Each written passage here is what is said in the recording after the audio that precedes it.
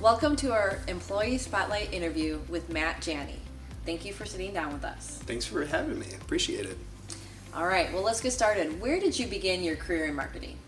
So my career in marketing began when I was in college. I started working my freshman year as a social media manager for a learning company, it was called. It was one of 4 employees. It was a little tiny startup out of the school, and I was sort of in charge of reaching out to principals, superintendents, and trying to sell this sort of software that was meant for classrooms. It was like a little program, basically. Can you tell us more about your role here at Millies Engineering Group? Sure. I would say that my role here at Millies Engineering Group is translating the complicated things that the engineers are doing in sort of the design capacity and translating that into something that anyone would be able to understand in terms of what work we're doing, what our mission is, what our culture is like, and those things. But on a more specific note, I'm in charge of making RFPs and RFQs. That's sort of our part of the bidding process and getting new work, as well as sort of reaching out and trying to find new clients in different areas. How does our social media strategy engage with those in the industry? So we're a little bit of a different type of approach when it comes to marketing. I mean, most people would think of marketing when you're driving down the road. You can see a billboard, or you get something in your email for some promo at a business, a restaurant that you go to often.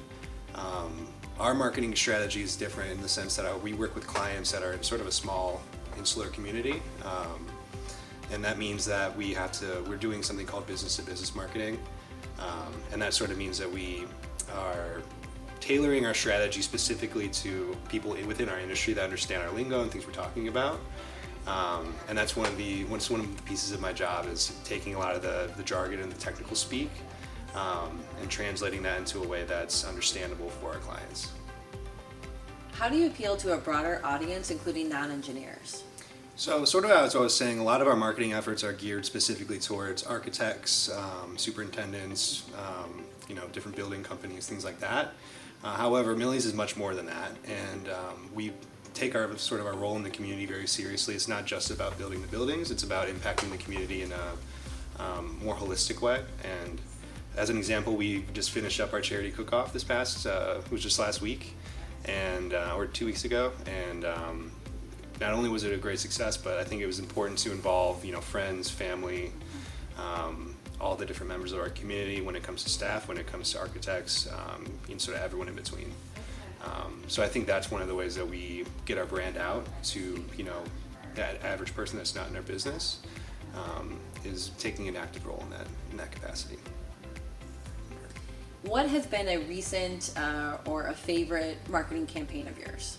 I think for Millies specifically, we did a sort of a fun mystery candy competition inside the office, and it will be out there eventually.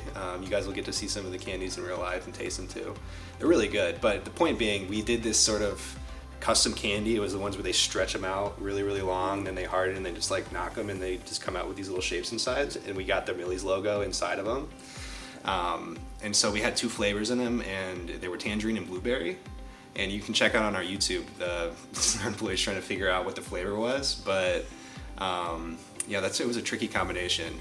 So that was probably my favorite one, because it's both an internal marketing piece where it's you're building the culture of the firm up a little bit, and then also external, because we can give them to clients as a little sweet treat. Absolutely. We had some employees get very, very close to the flavors, but nobody I was got it surprised. done. Yeah.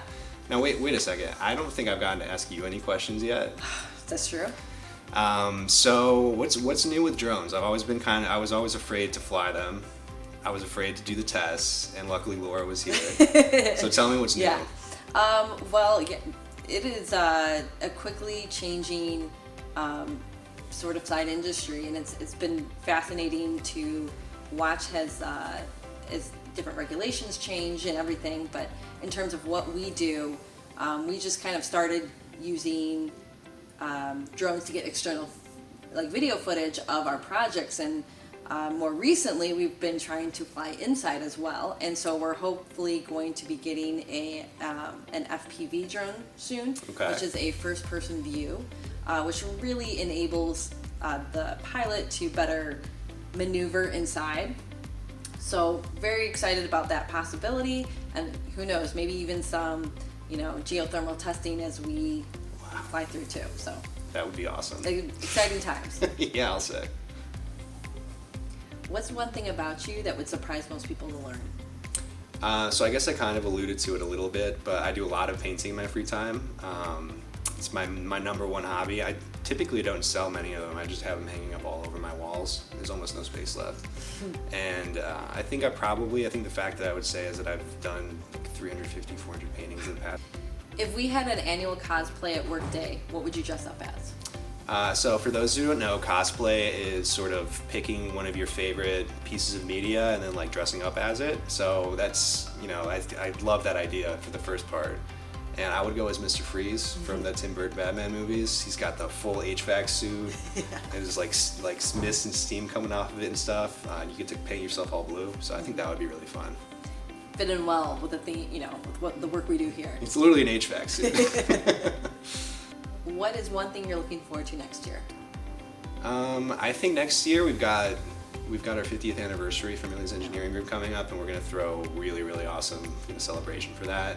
And we're really starting to get to the point where we need to start planning for it. So I'm really excited for it. It's been, especially once now we've finished the charity cook-off, we can start kind of switch gears and start thinking about the next thing. So April 1st, right? April 1st, yeah. Believe it or not, it's April 1st. Not a joke. No, it's not. Seriously, it actually is April 1st, 1975. Well, thank you very much for taking the time today to talk with me. Absolutely. We appreciate it, and we look forward to seeing all of your new content in the coming year. Thank you.